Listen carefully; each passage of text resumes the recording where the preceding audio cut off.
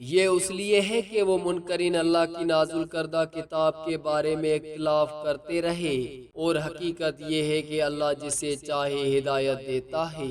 نیکی صرف یہ نہیں کہ تم اپنے چہروں کو مشرق یا مغرب کی طرف پھیر لو، بلکہ نیکی یہ ہے کہ آدمی اللہ، آخرت، فرشتوں، کتاب اور نبیوں پر ایمان لائے، اور اللہ کی محبت میں مال خرچ کرے، رشتہ داروں، یتیموں، مسکینوں، مسافروں، مانگنے والوں اور غلاموں کی آزادی پر، اور نماز قائم کرے، زکوٰۃ دے اور اپنے وعدے پورے کرے، اور تنگی، تکلیف اور جنگ کے وقت ثابت قدم رہے۔ یہی لوگ سچے اور پرہیزگار ہیں۔ اے ایمان والو، تم پر قتل کے مقدمات میں قصاص فرض کیا گیا ہے، آزاد کے بدلے آزاد، غلام کے بدلے غلام، عورت کے بدلے عورت۔ لیکن اگر قاتل کو مقتول کے وارثوں کی طرف سے معافی مل جائے تو بھلائی سے پیروی کی جائے اور اچھے طریقے سے دیت ادا کی جائے، یہ تمہارے رب کی طرف سے آسانی اور رحمت ہے۔ اس کے بعد جو زیادتی کرے اس سے دردناک عذاب ہوگا۔ اور اے عقل والو، تمہارے لیے قصاص میں زندگی ہے تاکہ تم بچو۔ جب تم میں سے کسی کی موت قریب ہو اور وہ مال چھوڑ رہا ہو تو والدین اور قریبی رشتہ داروں کے لیے مناسب وصیت کرنا تم پر فرض کیا گیا ہے، یہ پرہیزگاروں کے لیے لازم ہے۔ پھر جو شخص وصیت سننے کے بعد اس میں تبدیلی کرے تو اس کا گناہ انہی پر ہوگا جو بدلیں گے، اللہ سب کچھ سنتا اور جانتا ہے۔ لیکن اگر کوئی وصیت کرنے والے کی طرف سے غلطی یا زیادتی کا خدشہ دیکھ کر اصلاح کر دے تو اس پر کوئی گناہ نہیں، اللہ بخشنے والا مہربان ہے۔ اے ایمان والو، تم پر روزے فرض کیے گئے ہیں جیسے تم سے پہلے لوگوں پر فرض کیے گئے تھے تاکہ تم پرہیزگار بن جاؤ۔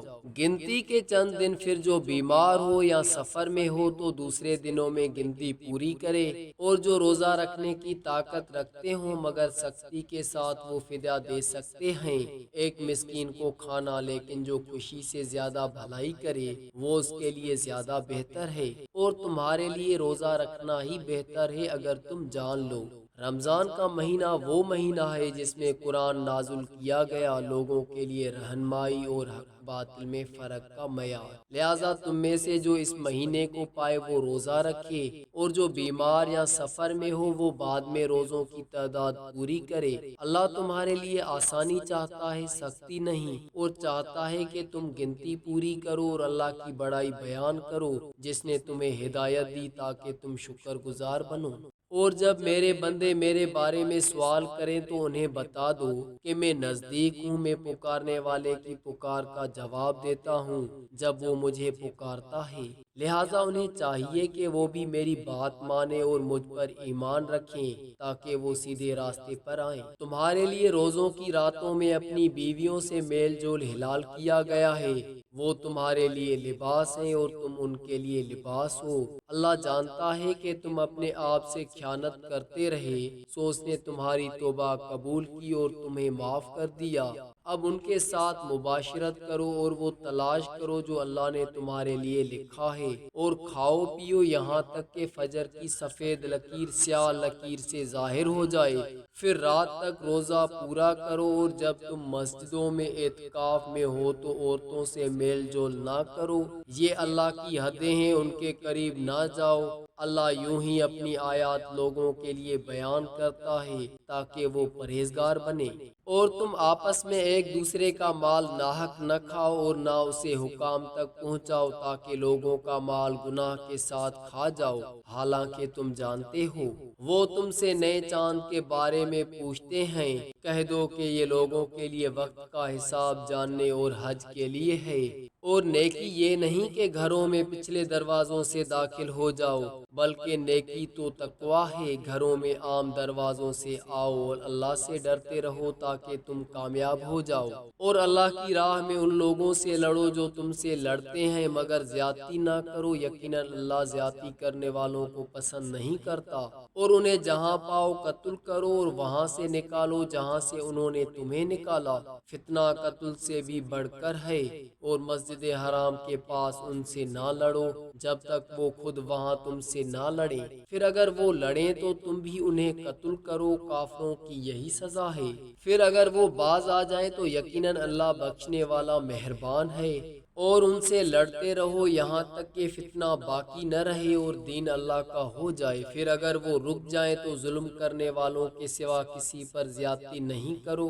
حرمت والا مہینہ حرمت والے کے بدلے ہے اور حرمتوں کا بدلہ بھی حرمت ہے، پس جو تم پر زیادتی کرے تو تم بھی اسی کے برابر جواب دو، اور اللہ سے ڈرتے رہو اور جان لو کہ اللہ متقیوں کے ساتھ ہے۔